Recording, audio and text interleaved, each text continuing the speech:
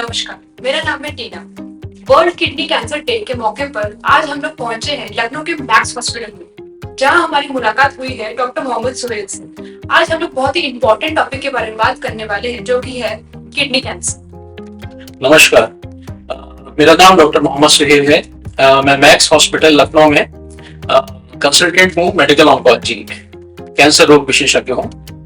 आज मैं आपको किडनी कैंसर से जुड़े कुछ महत्वपूर्ण तथ्यों के बारे में जानकारी देना चाहूंगा। Sir, what is kidney cancer? Actual में किडनी कैंसर एक तरीके से किडनी में होने वाला कैंसर होता है। जो किडनी की सेल्स होती हैं जिनको नेफ्रॉन्स कहते हैं, उनका अनलिमिटेड प्रोलिफरेशन जब शुरू हो जाता है तो वो कैंसर में कन्वर्ट हो जाता है। Sir, what are the types of kidney cancer? Kidney cancer usually जो बीमारी है वो बूढ़े लोगों की बीमारी है, जो कि 60 से 70 साल के 80 साल के दशक में होती है, और इसमें मेल्स में ज्यादा कॉमन होती है, ऑलमोस्ट 2 टाइम्स कॉमन होती है फीमेल से। और एक होता है बच्चों में किडनी कैंसर, जिसको नेफ्रोब्लास्टोमा या विल्म्स ट्यूमर कहते हैं। तो मेनली ये 2 टाइप के होते हैं, जो कि आरसीसी होता है, रीनल सेल कार्सिनोमा, और ये एडल्ट्स में होता है, और बच्चों में होता है विल्म्स ट्यूमर यानी कि नेफ्रोब्लास्टोमा। जो एडल्ट में रीनल सेल कार्सिनोमा होता है वो 2 तरीके का होता है मेनली।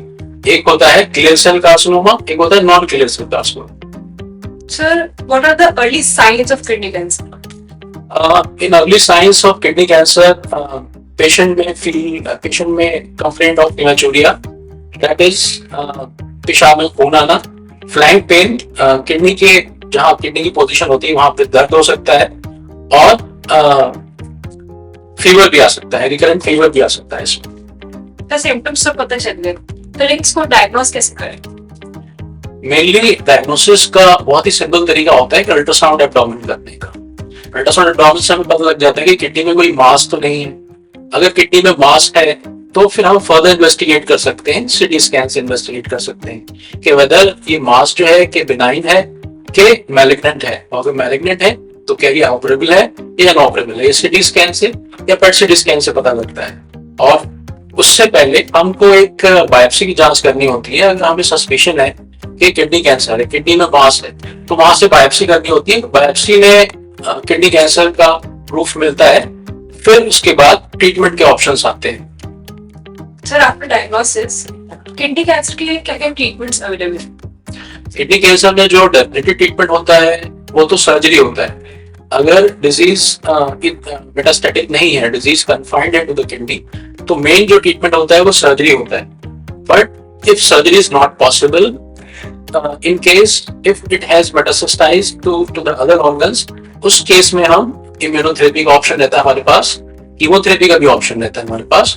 और अगर मास ब्लीड करता है, मतलब ब्लीडिंग में ब्लड ज्यादा आ रहा है, तो उसमें रेडिएशन भी कर सकते हैं। उसको हीमोस्टैटिक आरटी बोलते हैं, haemostatic radiotherapy. Sir, kidney cancer के रिस्क को हम लोग कम कैसे कर सकते हैं?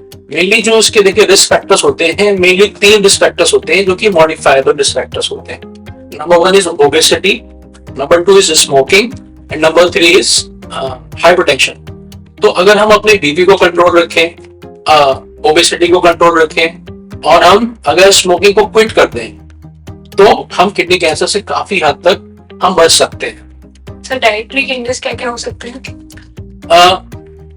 किडनी कैंसर के अलावा जितने भी सारे कैंसर्स होते हैं, यूजुअली हम डाइट में एंटीऑक्सीडेंट से रिच डाइट के लिए एडवाइस करते हैं। इसमें फ्रूट्स होते हैं, वेजिटेबल्स होते हैं, इनका ज्यादा से ज्यादा सेवन करना चाहिए। Thank you so much for your time doctor. आज का ये पॉडकास्ट हम यही खत्म करते हैं, फिर मैं मिलूंगी आपको एक नई और इन्फॉर्मेटिव पॉडकास्ट में।